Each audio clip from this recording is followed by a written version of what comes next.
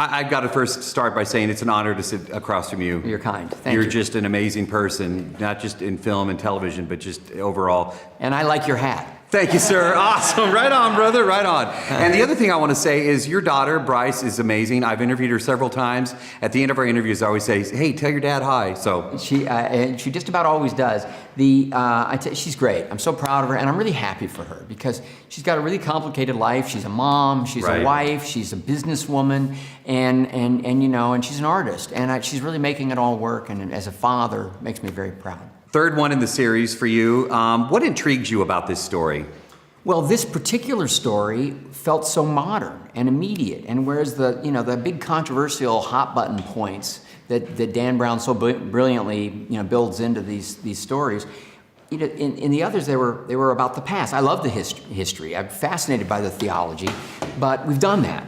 This is in the moment. This is overpopulation. It's something we've all thought about. We've all talked about. It's a true controversy because there are no easy answers, and yet he was able to build a fast-paced thriller around that. And so I thought that made it feel fresh and different, and it also sort of motivated me to shoot it in a little edgier way, I think. Talking about shooting, we're in Florence, Italy. Beautiful city. Isn't it? What was it like to work here? Well, look, you pinch yourself every day because it's gorgeous, it's steeped in history, it's an enviable place, everybody wants to be here, and to be able to say you actually lived and worked there is tremendous. But as a live action movie director, it's a nightmare. I mean, this is where everybody wants to go and visit, and the economy depends on it, and they gave us a lot of cooperation, but where you'd normally have a day to shoot a scene, you'd get maybe 3 hours of access to get in and get out, but you want to take the audience to the place. You want to tell the story the way Dan Brown intended it to be told, and so you do it, and you just prepare and work hard. Ron, before I leave, they're giving me the wrap in a minute, but I've got to ask you this.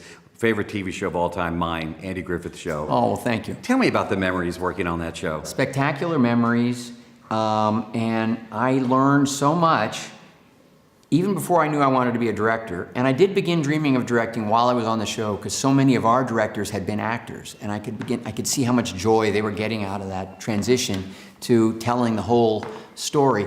But you know what? It's the environment. It's the creative environment.